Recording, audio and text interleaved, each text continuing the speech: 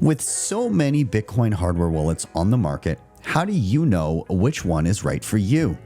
In this video, I'm breaking down some of the top and most commonly used contenders: the Trezor Safe 5, the Ledger Flex, the Coldcard Q, Blockstream Jade Plus, and the Bitkey, all side by side. Now, whether you're just starting your self-custody journey or you're working on building out something like a multisig setup, each wallet comes with its own trade-offs: security models, ease of use, privacy, mobile support, and more. I'll walk you through the strengths and limitations of each one so that you can make the best decision for your Bitcoin setup. I'm Ben with the BTC Sessions. This is your daily session.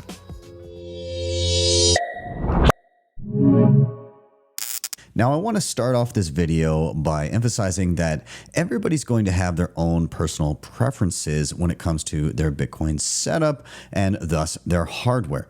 So as you're watching through this video, look for things that appeal to you. I, of course, have my own personal preferences, and I'm going to save those for the end of the video. But in the meantime, let's get started by taking a look at the actual physical devices and how you interact with them.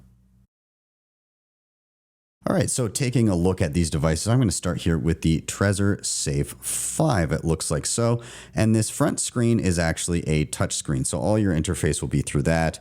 Tap, put in your PIN, all of that is available to you. On the back, just the Ledger logo. If you can see, it comes in different colors. If I can get it to focus there, nonetheless, you get the point.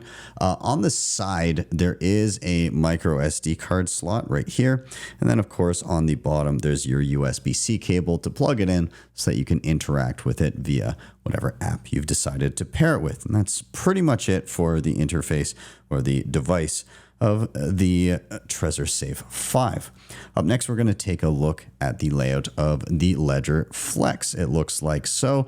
Now, it is also touchscreen, but it is an e-ink display. So as I power it on here, you can see the e-ink display comes to life.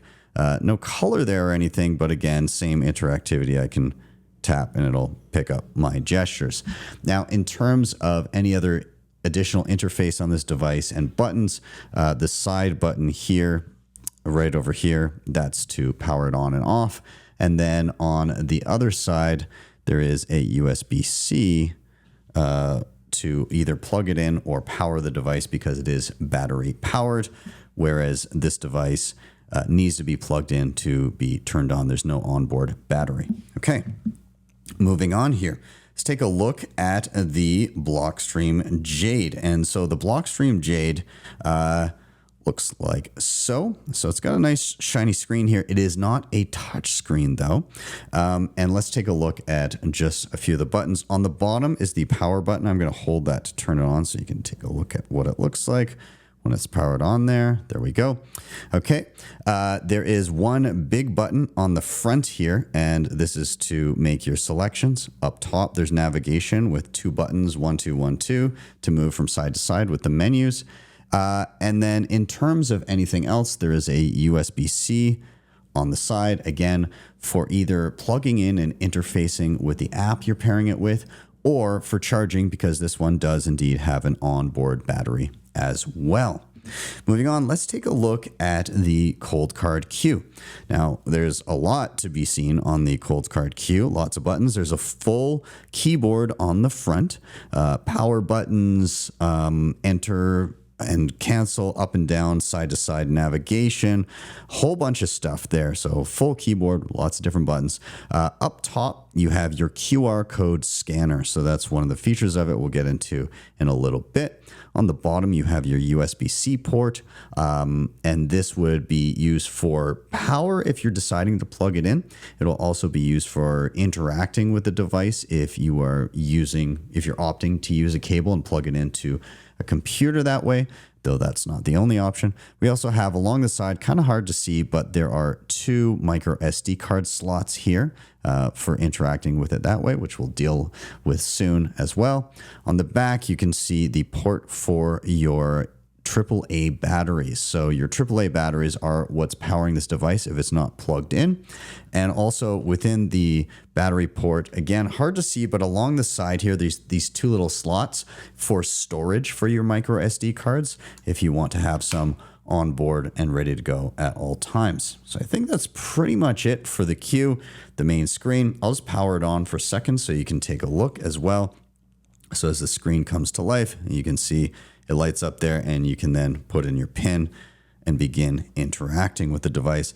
Again, obviously it can be powered by cable or by the batteries without having to plug it in at all. And let's finish with the last device I have here. And there's not as much to look at here, but it is very interesting. It is the Bitkey. And so the Bitkey, if I can focus here, there we go. Yeah, not a lot to it. So it's basically this kind of rock feel to it. It's got a bit of weight. That little button there is actually a thumbprint scanner. On the back, you just see kind of the Bitkey logo. And then along the side, there's a USB-C port, and that is for charging the device, not for interfacing with it. So not like plugging it into a computer or anything, at least not at the time of this video.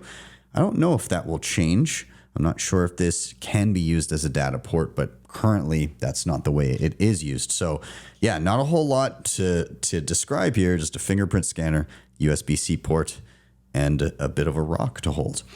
So those are the devices themselves. Let's dive into a little bit deeper in terms of ease of use and some other things.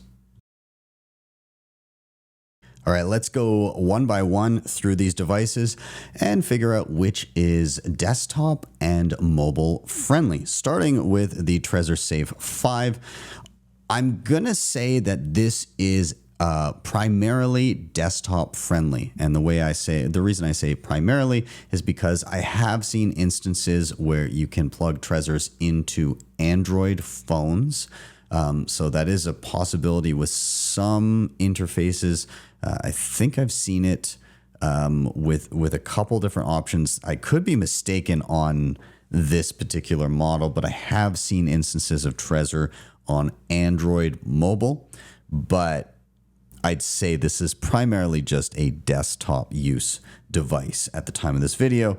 Again, because it has to be plugged in. There's no onboard battery. So I find plugging things into a phone to be a tad cumbersome. Now, when we're talking about the Ledger Flex, this is both desktop and mobile friendly. When it comes to mobile, you would be utilizing Bluetooth to connect this thing. Let's go chat about the Blockstream Jade. Again, both desktop and mobile friendly. When it comes to mobile, you will be able to use Bluetooth, but also you'll be able to use QR codes to do your connection as well. We'll detail a little bit more about that later. The Coldcard Q, also desktop and mobile friendly, both in a variety of different ways that you can interface from desktop and mobile, and we'll chat about that momentarily. And the Bitkey is mobile specific in the way that I've used it thus far.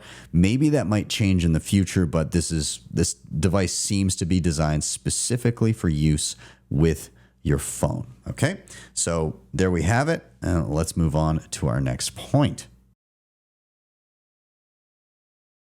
Now, tying in with the interfacing with mobile and desktop devices, let's hone in on how these devices can communicate with said interfaces, aka do they need to be plugged in, or are there other methods in which they can interact? So again, I'm going to start here with the Trezor Safe 5, and this device is plugged in. Basically, that's if you want to use it, you plug it in to the device you're interacting with, and then you type away, it communicates via the cable. That is how you're going to utilize your Trezor. When it comes to a Ledger, again, you're going to either plug it in or you're going to connect it via Bluetooth. So you've got two different options there. Bluetooth, obviously mobile friendly. When it comes to the Blockstream Jade, how are you interacting with this? Now you have some additional options with the Blockstream Jade. Of course, you can plug it in. You can pair it with Bluetooth to a mobile device. You also have the option of QR codes. So sending information back and forth by scanning QR codes with the onboard camera and the camera on your phone or on your computer with a webcam. And then finally, if you get an additional piece here, which is a little dongle that allows you to plug in a micro SD card, you can communicate and send information back and forth via micro SD card. So a variety of options here. Now, when it comes to the Coldcard Q, I'm going to say that this is it gives you the most optionality when it comes to interaction. And so, yes, you can plug it in. Yes, you can communicate via QR code. This does not have Bluetooth, and by choice, because that is a radio antenna, and there's perhaps some people have raised concerns about security in and around that. But yes, you can do QR codes. You can also do NFC. So tapping your phone to the device, it will emit an NFC signal, be able to communicate that way. Also, SD cards. There's SD card slots along the side. You can communicate by putting data to and from a computer that way, or a phone for that matter. And there is an additional feature on here. It is called virtual disk mode. And it's a way of, yes, plugging in the device, but instead of directly controlling the device from your wallet interface on your computer, it creates almost like a fake SD card, or it uses the internal memory so you can drag files to and from and communicate that way. It, yes, of course, still communicates data through the cable when you do that, but there's a degree of separation there, which we'll detail why that might be important later. And finally, when we get to the Bitkey, the method of interacting with this is NFC. You're going to be tapping your phone to the device to approve messages along with your thumbprint. So there you have it, all 5 devices. How can you interact with them and your phones and computers? Bitcoin Well is the best place to be buying and selling Bitcoin in Canada and the US. And now with Bitcoin Well Infinite, it's also the best place to be making large buys at their OTC desk of over $50,000. Their white glove service gives you fast transactions, no slippage, and the lowest fees. You can scan the QR code on the screen or simply head to bitcoinwell.com/BTC sessions to sign up today. And you can share your own personalized referral link to earn commissions. Debify is the best and easiest way to borrow against your Bitcoin in a non-custodial way. Funds are held in a multisig escrow where you hold a key, and the platform allows for excellent hardware like the Coldcard Mark IV and the Q. You have access to flexible conditions, the best rates, and institutional-grade liquidity. If you're looking to make use of your capital, don't sell your Bitcoin, borrow against it. You can head over to debify.com to check them out, or simply scan the QR code on the screen. Securing your Bitcoin doesn't have to be complicated or invasive. With Nunchuck's Honey Badger plan, you get state-of-the-art multisig with built-in inheritance planning and no KYC required. Nunchuck is trusted by users to secure billions of dollars in Bitcoin. The Honey Badger plan offers 204 assisted multisig, guiding you step-by-step on mobile or desktop. It works seamlessly with hardware wallets like TapSigner, Coldcard, Jade, and plenty of others, so you're always in control. Plus, with non-KYC inheritance planning, you can ensure your Bitcoin goes to your loved ones. No private info needed. Take control of your Bitcoin today. Click the link in the show notes or scan the QR code on the screen to check out the Honey Badger plan.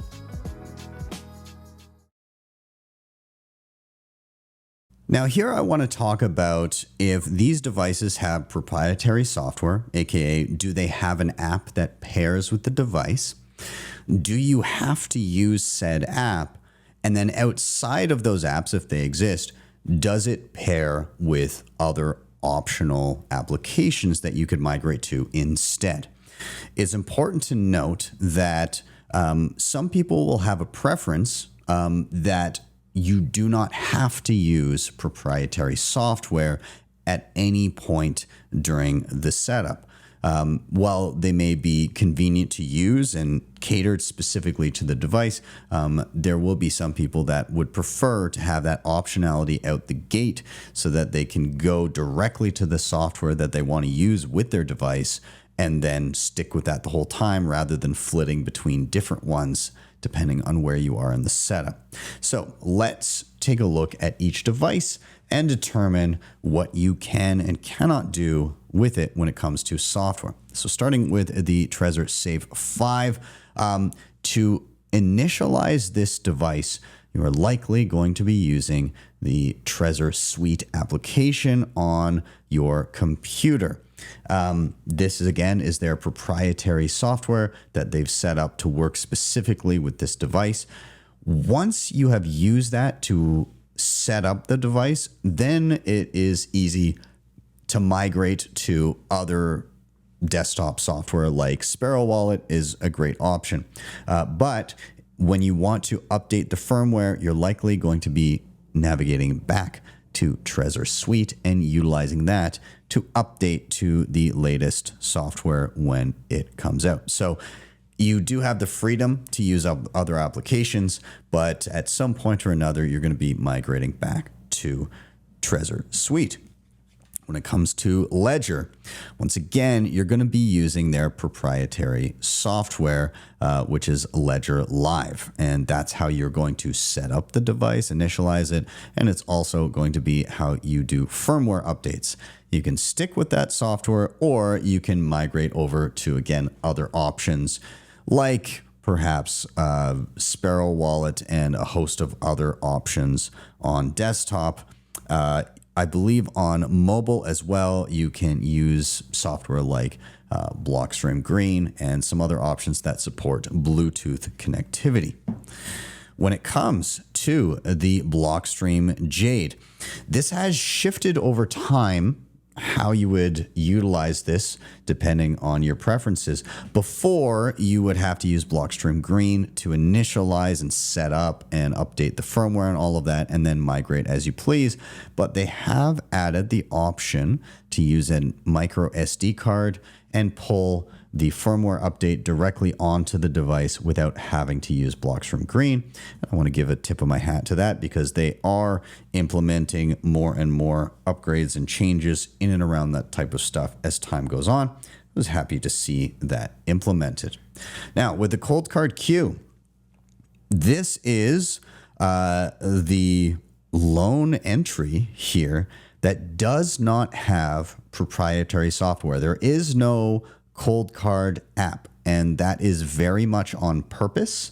They've basically come at this from a stance of the more variety you have between hardware and the software interface, the less single points of failure or single points of attack that you have. So there is no Coldcard app right out the gate. You're going to choose an interface to use. If you want to update the firmware, it's a micro SD card, and you go to their official website and download the latest firmware and install it that way. So typically you're going to be pairing this with something like Sparrow Wallet on desktop or perhaps Nunchuck on mobile and using that interface the entire time. Again, no Coldcard app on purpose, but full freedom in what you choose to use this device with. There are plenty of other options of software that is compatible with. And again, I'll say with the previous entries, the Jade, the Ledger, the Trezor, tons of options when it comes to desktop and mobile, depending on the functionality of the device, but lots of compatibility, so you have some choice there. Now, let's chat about the Bitkey. As of recording this video, the Bitkey works with the Bitkey app. So more or less, if you get this device, you are using their app. There's some reasons for that, and we'll chat about that momentarily, but you have one choice of app, and it is their app when you get it. So just keep that in mind. If you wanted to use this with a different application that you prefer, not going to happen, at least right now as I'm recording. So that's all the compatibility that we need to discuss here. Let's move on. So let's talk about secure elements. What is a secure element? This is a dedicated chip that contains sensitive data in this case, on a hardware device, it would contain the keys to your money or your seed phrase. And the way that this works, or why you would have a secure element on a hardware device, is that if you plug your device into a computer or a phone that has malware, your keys to your money, your seed phrase, stays segregated from everything else and safe from outside attack. The firmware on your hardware wallet is unable to access what is within the secure element.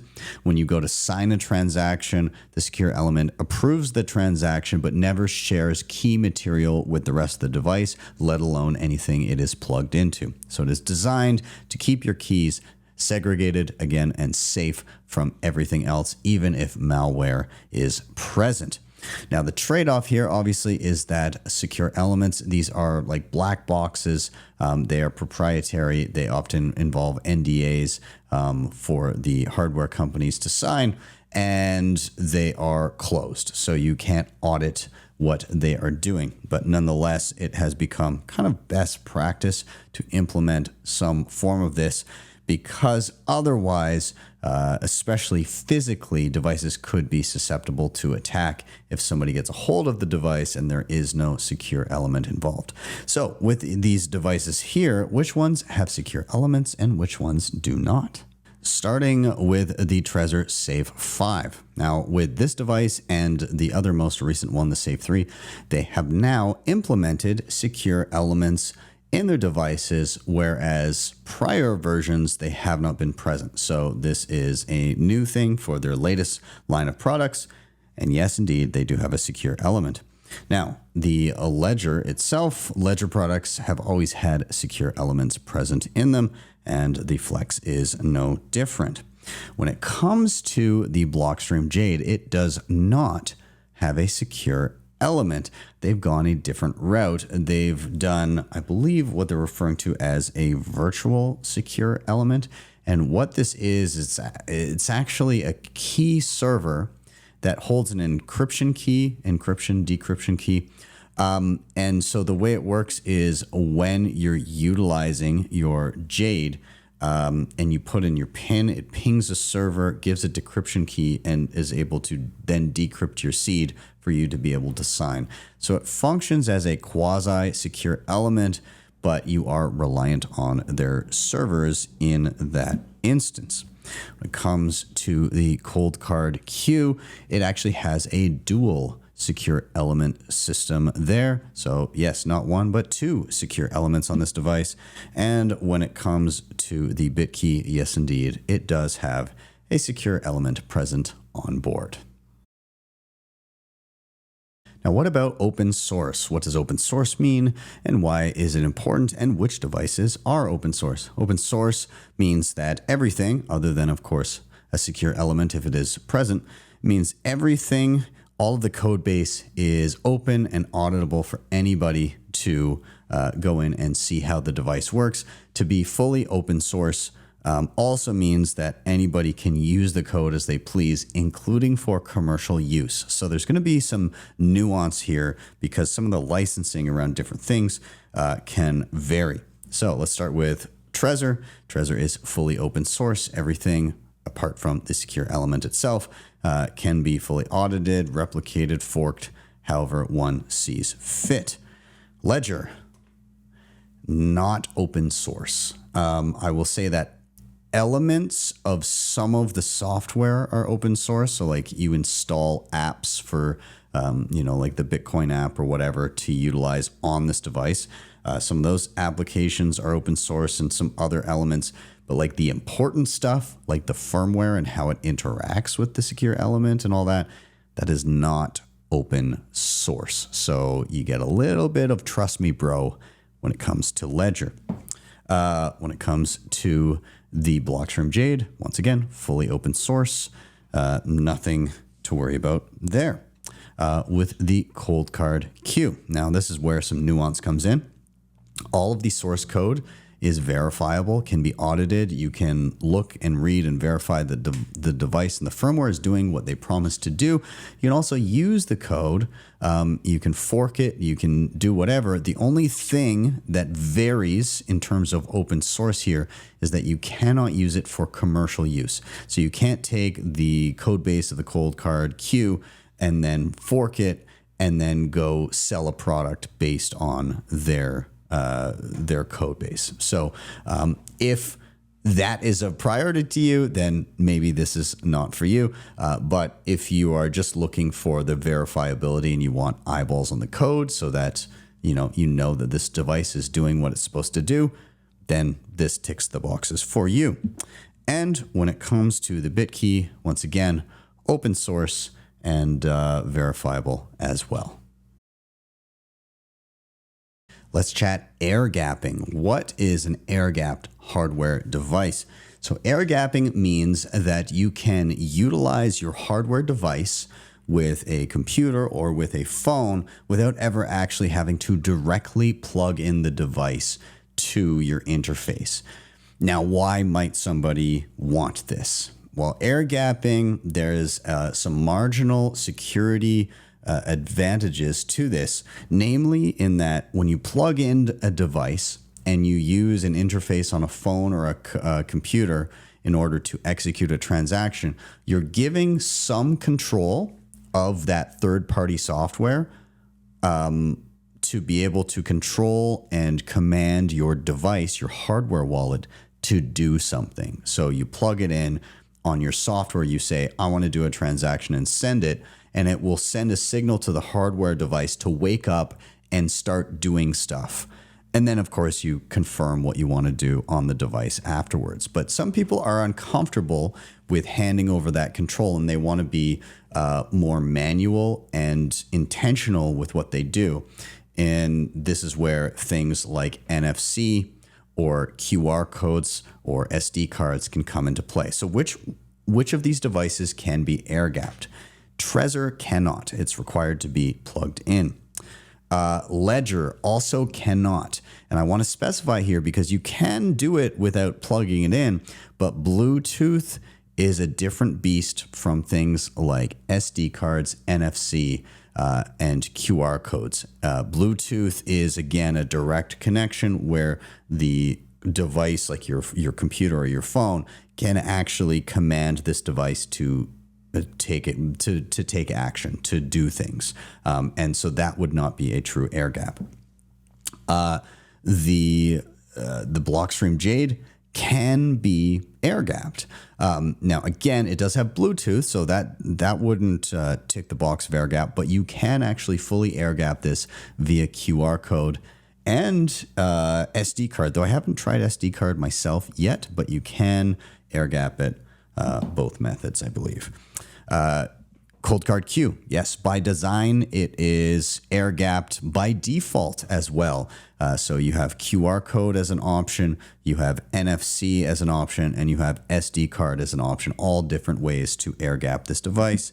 And when it comes to the Bitkey, yes, it uses NFC, and you never actually plug it directly into your phone or your computer. So yes, air gapped as well.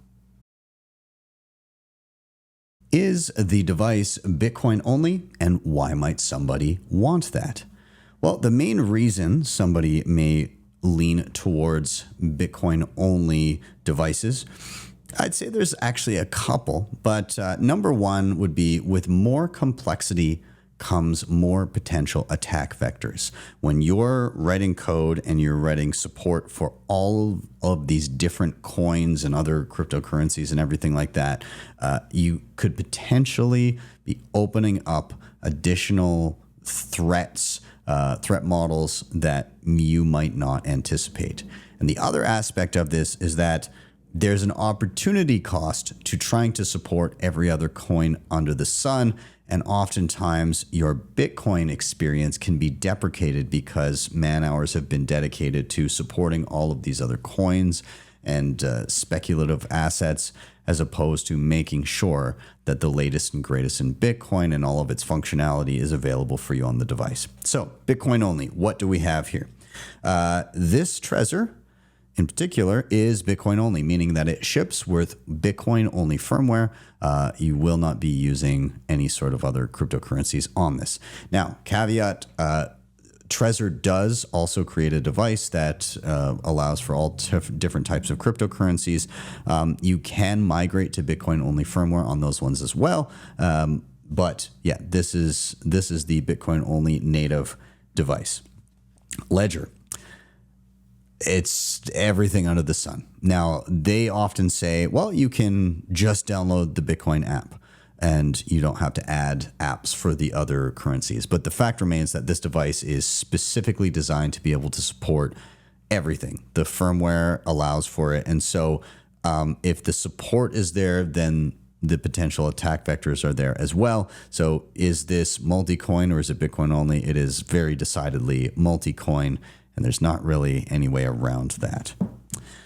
When it comes to the Blockstream Green, this is Bitcoin native, and it also has support for the Liquid network. The Liquid network, a side chain of Bitcoin with effectively the same infrastructure when it comes to the design required to support Liquid network.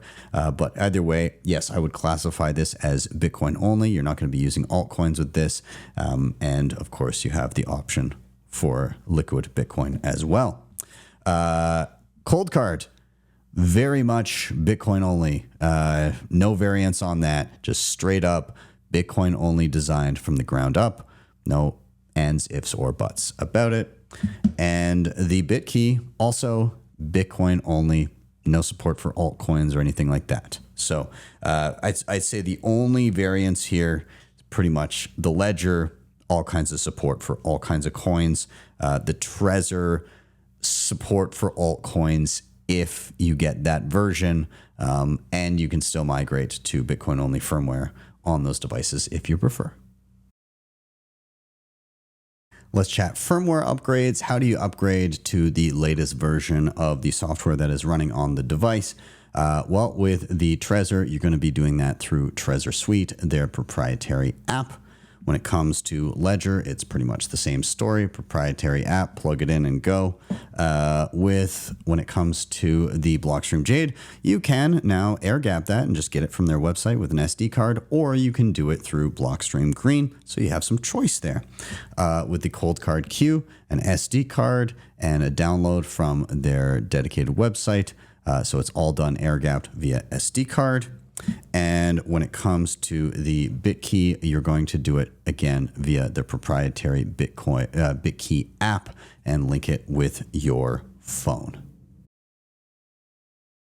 Looking for a simple and secure way to manage your Bitcoin on mobile? Aqua Wallet has you covered. It's user-friendly and puts you in full control of your Bitcoin with secure self-custody. Aqua also supports Lightning and Liquid network, making fast, cheap Bitcoin payments and asset transfers easier than ever. Plus, it even supports stablecoins, giving you ultimate flexibility. Built on open source code, Aqua is transparent, trustworthy, and perfect for beginner and pros alike. Ready to upgrade your Bitcoin experience? Click the link in the show notes or scan the QR code on the screen now to download Aqua Wallet today. CoinKite has been in the game for years, creating hands down the best and most secure hardware when it comes to securing your Bitcoin.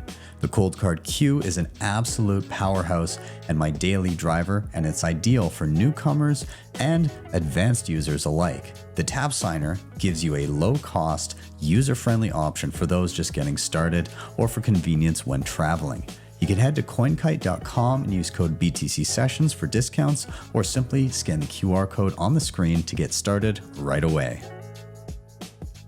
If you've been around Bitcoin for more than a minute, you've definitely seen something made by Crypto Cloaks. Since 2017, they've been the go-to for badass 3D printed Bitcoin gear, from custom home mining rigs to sleek hardware wallet mounts that make your setup look pro. I've been stacking Cloaks gear for years, and most recently I grabbed their Gamma case for my miner. Let me tell you, it turns some heads. You can customize everything, and of course, the legendary Bitcoin grenade, yeah, that's them. Hit the link in the show notes or scan the QR code to visit CryptoCloaks.com and stack your own custom cloaks gear today.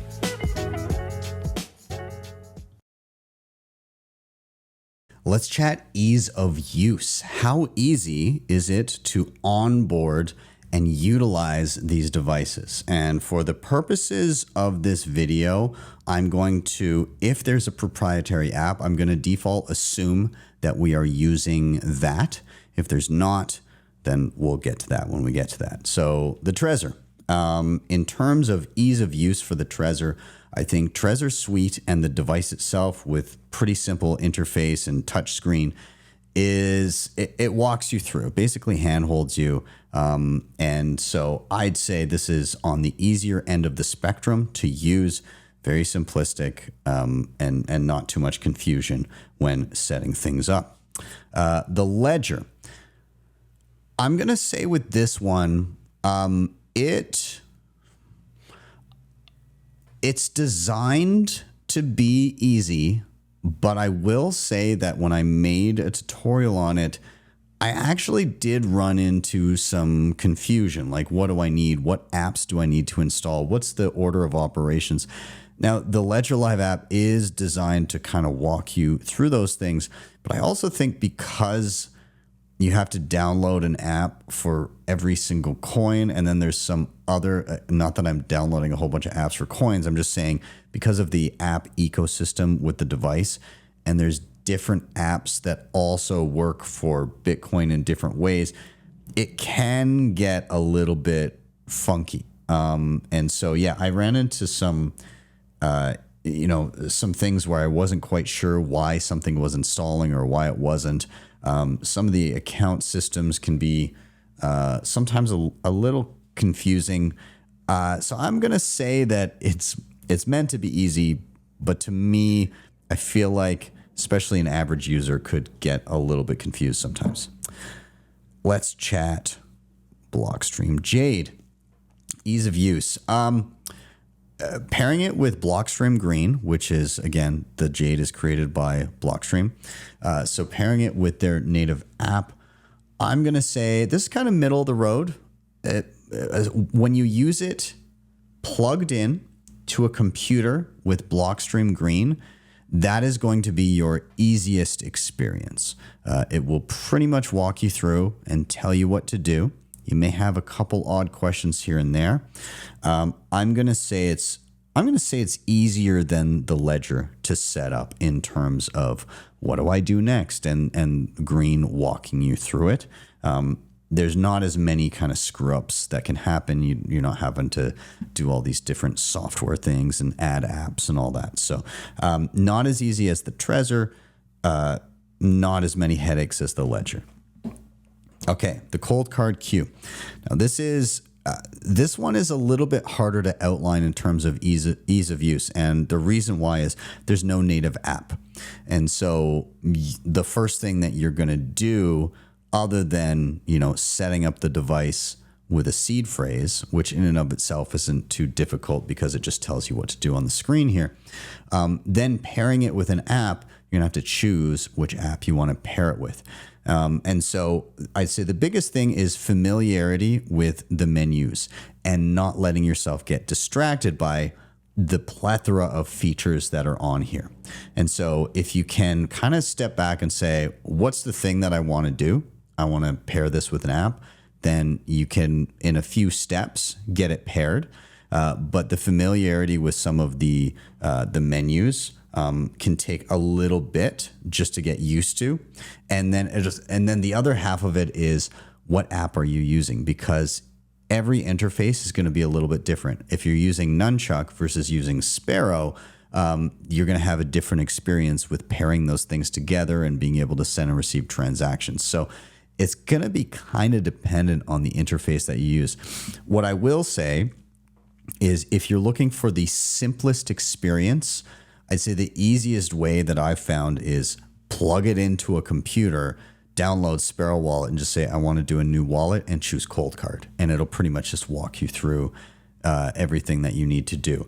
But if you're doing something a little bit more complex, if you're air gapping, then it's going to be trickier. So I'll say that this one is choose your own adventure. Make it as complex or as simple as you like, and you can always start simple and then level up over time as you get better and more proficient. And then finally, we'll go to the Bitkey.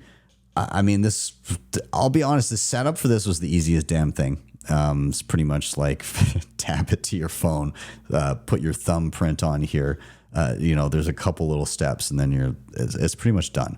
So in terms of simplicity, out of everything in front of me here, this was by far the absolute simplest thing to do. So I understand the market that this thing is being pushed towards. In this section, I want to chat a little bit about some of the bonus features that are incorporated into these devices, namely like how many additional cool bells and whistles do these devices allow you to utilize this with them. So I'll say with the Trezor, you can do passphrases, you can do accounts through their app. If you're using it with Sparrow, again, you can add accounts. Some of the we'll say additional features that are most frequently used are going to be available with this. There's also some variants when it comes to backups and being able to split your backup into multiple pieces, all that kind of stuff. Those are kind of the main features that pop out to me when it comes to the Trezor. When it comes to the Ledger, same kind of thing. You're going to have options for, you can do like a trick pin that will go to a decoy wallet. You can, again, have multiple accounts. You can do passphrases, things like that. So again, some useful additional features. Nothing super complex and over the top here. When we get into the Blockstream Jade, now this one is going to have some additional features that you may be interested in. A lot of the air gapping stuff is really cool on here, especially as it pertains to generating seed phrases via QR code and being able to create physical copies of those and have it be completely stateless, meaning that it doesn't even hold key material. And when you want to use your key, you scan it with the camera and load it up temporarily and do your transactions and then wipe it again. So lots of cool stuff like this. They also have BIP85, which is a method of you have one key on here, but then you can generate all these sub accounts that are completely segregated and you can always regenerate them with the original seed. So a lot of kind of cool new stuff baked into that. So they're definitely making a lot of headway on some of the advanced tricky features that I like to play with. This thing is an absolute beast when it comes to additional features. If there's ever been a thing where I think to myself, I wish my hardware did that, this thing just does it. So like they've added so many features. It's near impossible for me to list them, but if you just go through my list of videos that I've done on different Coldcard related stuff, they just keep on adding things. So all of the stuff that I mentioned before, of course, is on here and much more. This thing can be a password manager. You can securely teleport your seed phrases or secure notes or whatever over long distances via QR code, which cannot be intercepted by anybody. There's just endless stuff that you can do with this. You can import external seed phrases and store them on the local memory. You can back up other devices called tap signers onto here. You can just endless. So if you're looking for something feature rich, you would be hard pressed to find something more complete than the Coldcard Q, I would say. And then we'll jump to the Bitkey. I'm going to say that this one is the most simplistic. It is designed to do the thing that it does, and it does it very simply. And there's effectively zero when it comes to complication in here, but it also means you're not going to be finding a billion additional features. Now, I will say within the way that it does work in the back end, there's some cool kind of baked in inheritance related stuff to easily pass on key material to friends and family should anything happen to you. So I'd say that's probably the biggest baked in additional feature that is the most appealing. And again, the reason being is this thing is clearly marketed to a specific type of person that wants simplicity and ease of mind so that they can just secure their stuff without having to be confused, and that their friends and family could get access to stuff without them being confused as well. So not high in terms of additional features, but the inheritance thing is quite nice.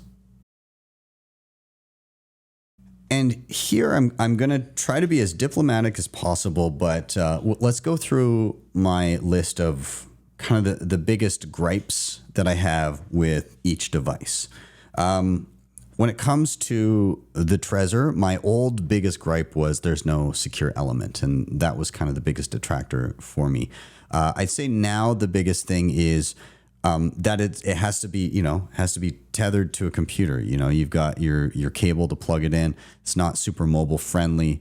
And then the other thing is that I have to use the Trezor software to set it up. Now I'm being a little inaccurate in saying that, but if I want it to not be complicated, then yeah, you got to use their proprietary software to set it up. Then you can migrate to whatever you want. But those are kind of my main things with the Trezor.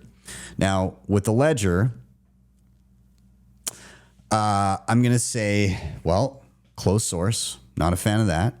I'm also going to say that there's been a number of things with the Ledger that I'm not a huge fan of what they've been doing. So their handling of customer data in the past has not been very spectacular. In fact, there was a massive breach of their customer database, and people to this day, after years, are still getting scams and phishing attacks and all of these different things trying to extract money from them. Who knows how many people have lost money as a result of their mishandling of customer data.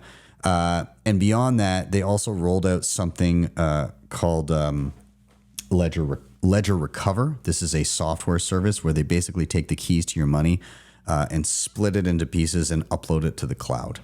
And I don't know about you, but I'm not a big fan of that, having the keys to my money on a cloud service, even if they are distributed.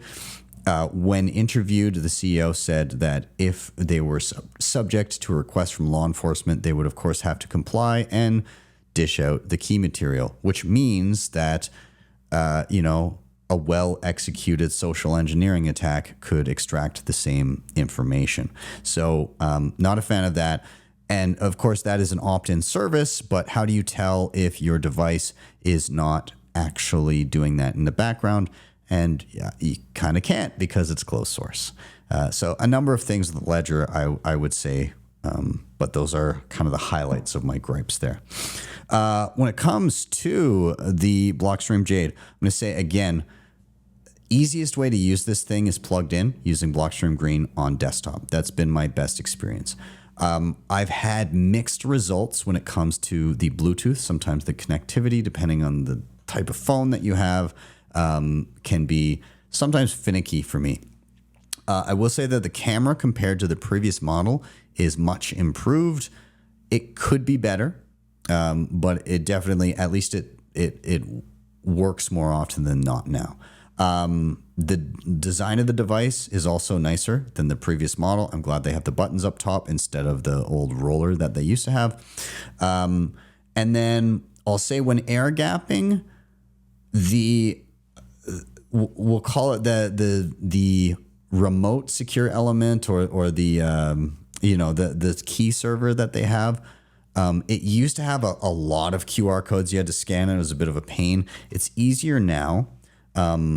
And I understand that because it doesn't have a secure element, then they're trying to mimic a secure element through that feature. But it definitely adds some steps. So those are kind of my biggest gripes with the Jade here. With the Coldcard Q, what are my biggest gripes with that? I think it's mostly around, there's a lot of menus, right? Once you get familiar with where things are, then it's a lot easier to navigate. It takes a little bit to be like, okay, I want to do this thing. Where is that? What menu is it in? Okay. If you can navigate that, then this thing starts to, run like a dream, and it can basically, you can do everything that you want to do. But there's a little bit of a learning curve if you're doing anything beyond kind of the basics. The other thing that I'll say is that, and it's not a big deal, but when the batteries start running low, then you get some odd behavior, like the scanner will turn on when you turn on the device. So if you ever go to turn this device on and it's like blinking and doing weird things, it's probably just because the batteries are getting low. And so I've noticed that a little bit. So those are kind of my main things that I would say about this. Not too much in terms of issues that I've had. Of course, as with any device, sometimes people will order with any of these and get a dud. But I've been lucky enough, I haven't had too much experience with that with really any device. Now with the Bitkey, any major gripes here? So number one would be you have to use their app. And so you're very much roped into the way that their stuff functions. You can't, even after the fact, migrate to anything else. I can't use this with Sparrow. I can't use this with Nunchuck. I can't use this with anything else other than the Bitkey app. The other thing is that this thing is natively multisig. And so the interesting thing is, okay, there's a key on this device, but that's not the only key involved. There's a key on the phone app that you have. Okay, so you own two keys. One is cold, one is hot, meaning that it's on an internet connected device. And then there's a third key, and the third key is on Bitkey's servers, which obviously are also hot because it needs the ability to sign. So whereas all of these other devices that I've been holding up here, the keys are cold, meaning they're on a device that does not directly connect to the internet. The Bitkey and the system which it uses, it has three keys, and you require at least two of them to approve a transaction. So it's natively multisig, but only one of those three keys are cold. The other two keys are hot. So it kind of makes this not cold storage. If anything, it makes it lukewarm storage, for lack of a better term, meaning that there's two keys that are hot on internet connected devices. And so those two keys technically have the ability to approve transactions without requiring an offline device to be used. Now there's lots of nuance in and around how that system works and some of the safety requirements in and around that with their server and everything. But I would just say that keep in mind that this device is meant to be warm, I suppose. Now, the other thing that I'll mention about the Bitkey that you may notice in comparison to all these others is there is no screen. And so your device ideally is meant to be your beacon of truth. How do you know that the computer or the phone that you're using is telling you the truth and is not just ridden with malware and pretending to send where you want it to send, but is actually going to send to a different address? Typically, you would look on the screen of your device and trust what it says over your phone. All of these devices have screens, so you can do that. This one does not. So again, they've gone for simplicity, but keep in mind there's trade-offs with that. All right, and finally, let's chat price points. How much do all of these devices cost? And so we'll take first a look at the Trezor Safe 5. And sorry, I am in Canada, so you're going to be seeing Canadian prices, but don't worry, we'll do some translation for you. So 269 Canadian dollars turns out to be pretty close to $200 US for the Trezor Safe 5. When it comes to the Blockstream Jade, $235, and that comes out to around $170 US. When it comes to the Ledger Flex, 369 Canadian dollars, which comes in at around $270 US. The Coldcard Q, these are in American dollars, so around $250 for a Coldcard Q. When it comes to the Bitkey, 220 Canadian comes out to around $160 US.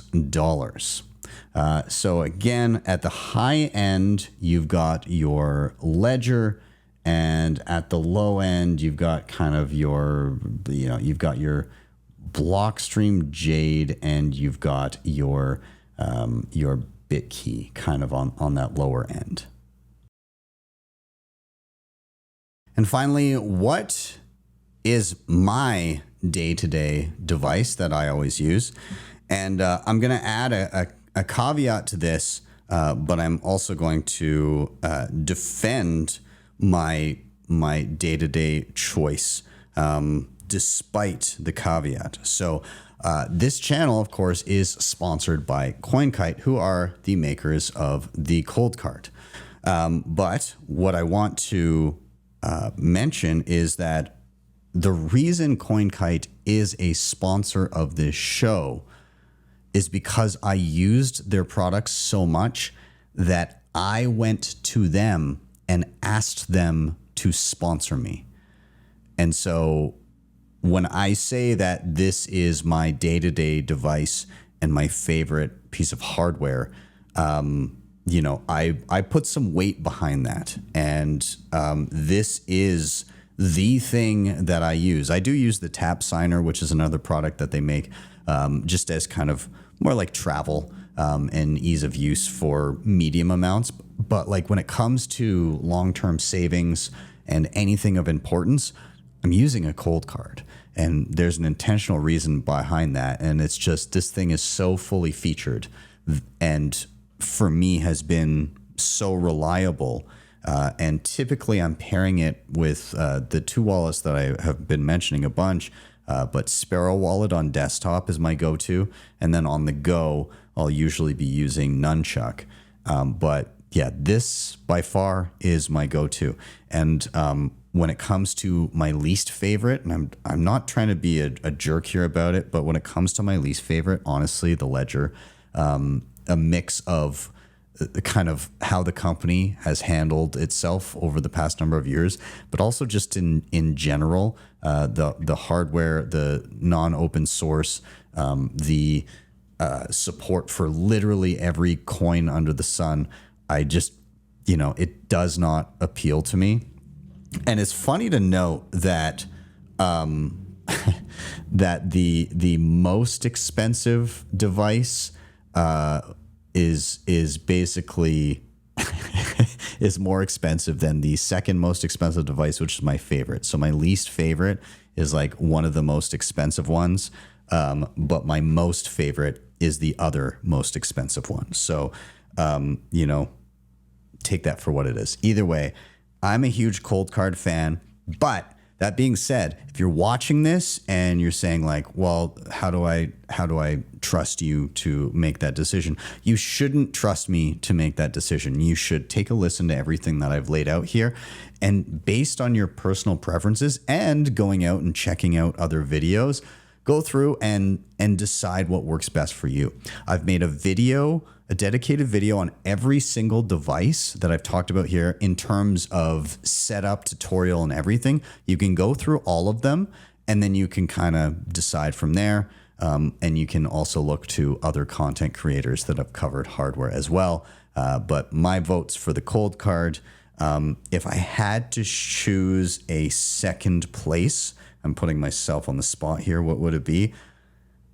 A second place, I'm kind of splitting that ease of use with the ability to have some Bitcoin only.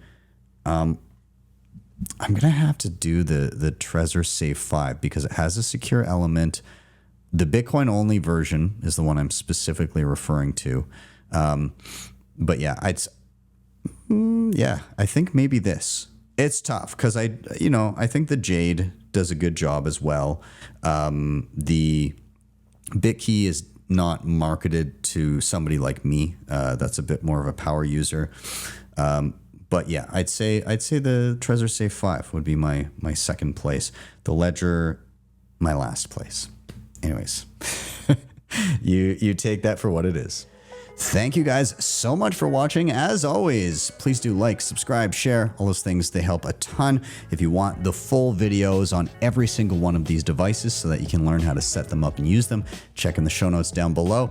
And of course, if you need some hand-holding, a little bit of additional help when it comes to getting your hardware in order and making sure that your stack is secure, reach out to my team at bitcoinmentor.io. We have incredible educators that can sit down with you and walk you through one-on-one. With that, I'm out. Please do keep stacking sats, but also keep stacking skills. I'm Ben with the BTC Sessions. This was your daily session.